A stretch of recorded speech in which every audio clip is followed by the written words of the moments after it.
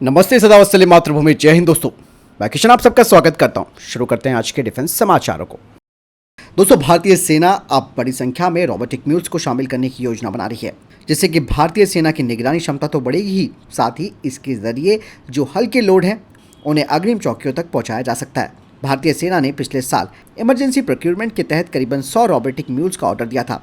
अब कहा जा रहा है कि 25 ऐसे रोबोटिक म्यूल्स हैं जिनका प्री डिस्पैच इंस्पेक्शन पूरा किया जा चुका है और इन्हें जल्द सेना में शामिल किया जाएगा। अगर ये म्यूल्स अच्छा प्रदर्शन करते हैं तो सेना इनके लिए और भी आगे के बड़े ऑर्डर देगी। इन रोबोटिक म्यूल्स को सैनिक के द्वारा इस्तेमाल किए जाने वाले रिमोट डिवाइस से कंट्रोल किया जाता है और चीन दोस्तों पहले ही अपनी सेना में रोबोटिक म्यूल्स को शामिल कर चुका है। तो इसका नाम है आर्कवी म्यूल। हमने इसका नाम आर्कवी म्यूल रखा है। अब आपको लग रहा होगा म्यूल से इसका क्या मतलब है। म्यूल उन जानवरों को कहते हैं जो एक सामान को एक जगह से दूसरी जगह लेके जाते हैं, बट रोबोटिक्स में म्यूल का मतलब होता है मल्टी यूटिलिटी लेगेड इक्विपमेंट।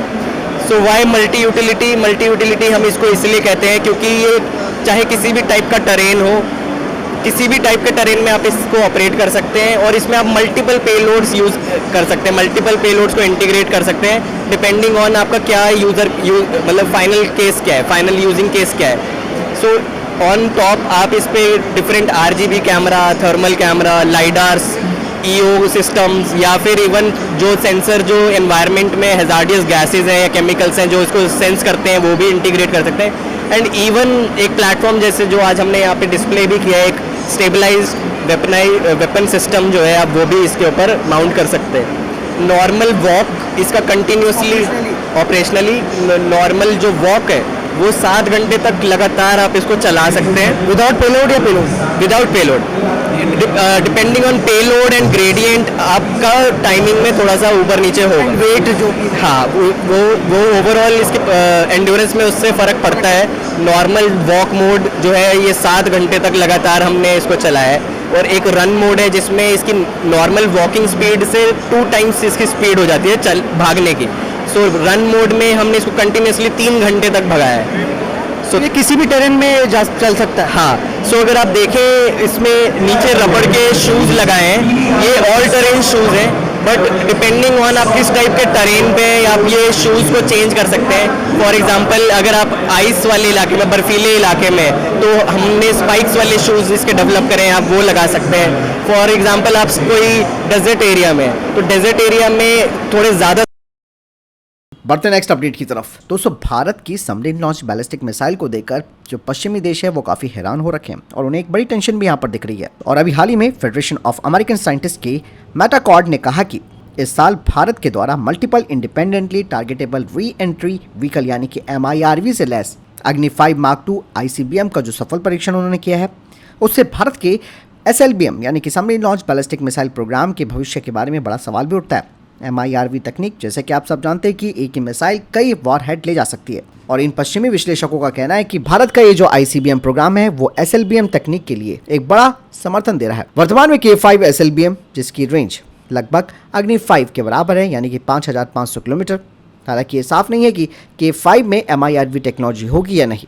इसके अलावा उनकी तरफ से कहा जा रहा है कि अग्नि 4 ICBM की अवधारणा पर K6 SLBM की रेंज 8000 किलोमीटर से अधिक होने की उम्मीद है और ये विस्तारित रेंज दुनिया के बड़े हिस्से को भारतीय पनडुब्बियों की मारक क्षमता के भीतर ले आएगी। इन विशेषज्ञों का यह भी मानना है कि DRDO K7 और K8 जैसी उन्नत सबमरीन लॉन्च बैलिस्टिक मिसाइल्स का भी विकास कर सकता है, जिनकी रेंज 10 से 12,000 किलोमीटर से अधिक होगी। और इस क्षमता के आ जाने के बाद भारत दुनिया में कहीं से भी SLBM लॉन्च कर सकता है। यानी कि इससे पता चलता है कि पश्चिमी देशों में भारत की SLBM को लेकर कई तरीके की अवधारणाएं बन गई हैं, जो कि इन्हें इस बात का एहसास दिला रही है कि भारत लगातार एक महाशक्ति के तौर पर अपनी जमीन मजबूत कर रहा है। बढ़ते नेक्स्ट अपडेट की तरफ। दोस्तों, DRDO ने आखिरकार एक बड़ी रणनीतिक छलांग लगाई है रैमजेट और स्क्रैमजेट इंजनों के लिए स्वदेशी ईंधन का विकास करके। इसरो की प्रमुख की तरफ से कहा जा रहा है कि भारत ने इस तरीके की उपलब्धि हासिल करके अपनी निर्भरता को दूसरे देशों पर कम किया है। रैमजेट और स्क्रैमजेट इंजन के लिए स्वदेशी ईंधन का विकास भारत की रक्षा क्षमताओं के लिए एक महत्वपूर्ण क्षण भी है। सुपरसोनिक ब्रह्मोस मिसाइल को शक्ति प्रदान करने वाले ramjet engine air breathing propulsion technology पर निर्भर है, जो कि उन्हें हाई स्पीड पर अत्याधुनिक कुशल बनाता है। स्क्रैमजेट इंजन रैमजेट का ही एक प्रकार है जिसे हाइपरसोनिक गति के लिए डिजाइन किया गया है और ये नेक्स्ट जनरेशन की मिसाइल प्रणालियों के लिए भी महत्वपूर्ण है।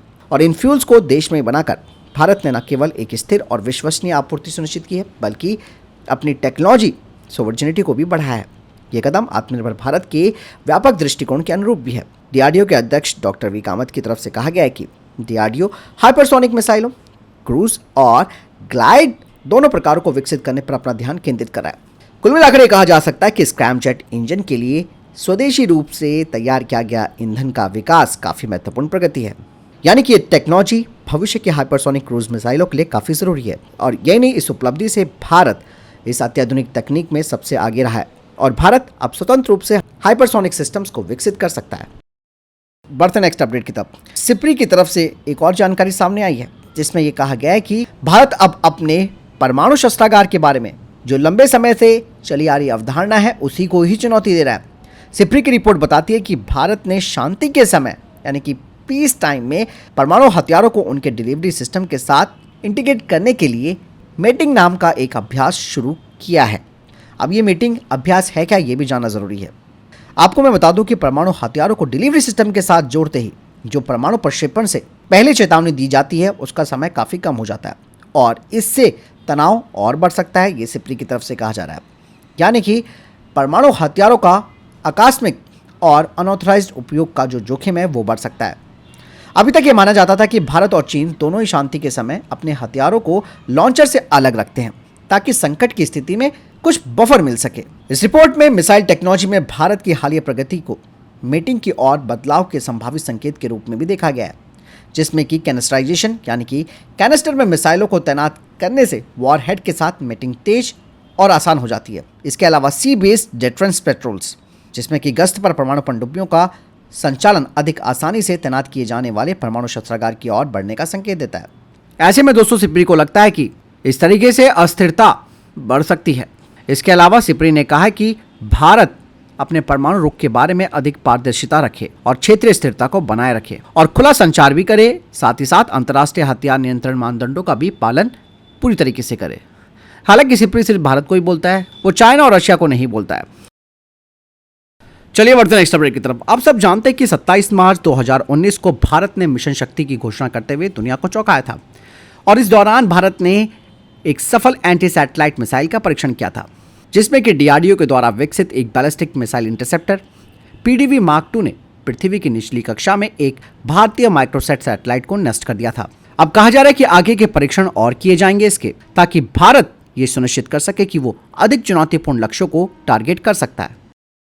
चलिए बढ़ते नेक्स्ट अपडेट की तरफ। हाल ही में कुछ सैटेलाइट तस्वीरों से खुलासा हुआ है कि एक नई और विशाल फैसिलिटी का निर्माण किया जा रहा है जो कि डेडिकेटेड होगी भारत की नेक्स्ट जनरेशन की S5 क्लास की न्यूक्लियर पावर्ड बैलिस्टिक सबमरीन्स को तैयार करने के लिए। कोचिन शिपयार्ड के पास ये सुविधा 600 मीटर से अधिक में फैली हुई है। सूत्रों की तरफ से कहा जा रहा है कि फाइनल असेंबली के लिए बाहरी ड्राई डॉक क्षेत्र में ले जाए जाने से पहले 3 S5 पनडुब्बियों का एक साथ यहां उत्पादन किया जा सकता है। S5 क्लास की पनडुब्बियां भारत की पानी के भीतर प्रतिरोधक क्षमताओं में एक बड़ी छलांग है और इनका डिस्प्लेसमेंट 13,000 टन होने का अनुमान है। यानी S5 SSBN को K5 और K6 SLBM के साथ भी लैस किया जाएगा जिनकी रेंज 5 से 8,000 किलोमीटर तक है। S5 पनडुब्बियों में से पहली पनडुब्बी को 2035 की शुरुआत में भारतीय नौसेना को दिए जाने की उम्मीद है। चलिए बढ़ते नेक्स्ट अपडेट की तरफ दोस्तों। माझगांव शिप बिल्डर अब 3 एडिशनल क्लास की सबमरीन्स को तैयार करने को लेकर भारतीय नेवी के साथ बातचीत कर रहा है जो कि 35,000 करोड़ रुपए की डील है जिसके तहत 3 जो सबमरीन्स है वो तैयार की जाएंगी और ये सबमरीन्स पहले के जो कलवरी क्लास के सबमरीन्स है उनसे बड़ी भी होंगी और इनमें एडवांस इलेक्ट्रॉनिक्स और प्रपल्सन सिस्टम होगा जिससे कि इनका इंड्योरेंस और स्ट्रेंथ दोनों बेहतर होंगी। बढ़ते नेक्स्ट अपडेट की तरफ दोस्तों। भारत ने जमीन आधारित यानी कि land based long range land attack cruise missile का सफलतापूर्वक विकास किया है। ऐसे में अब aeronautical development establishment ship launch version पर काम कर रही है जो कि LRLACM होंगी और कहा जा रहा है कि अगले 12 महीनों में इनकी टेस्टिंग हो जाएगी और साथ ही aeronautical development establishment air launch variant को भी बना रहा है 1000 किलोमीटर रेंज वाली LRLACM की, जिससे कि भारत के पास महत्वपूर्ण हथियार सिस्टम होगा जमीन और सी अटैक मिशंस के लिए। चलिए बढ़ते नेक्स्ट अपडेट की तरफ दोस्तों। जापान ने अब भारत पर सैंक्शन लगाने शुरू कर दिए हैं। जिस बात का डर था अब वही बात हो गई है और इससे दोनों देशों के बीच संबंध खराब हो सकते हैं। तो मैं बता दूं कि बैंगलोर की SI2 माइक्रोसिस्टम प्राइवेट लिमिटेड को रशिया को उन्नत तकनीक ट्रांसफर करने के आरोप पर जापान ने सैंक्शन लगा दिया है।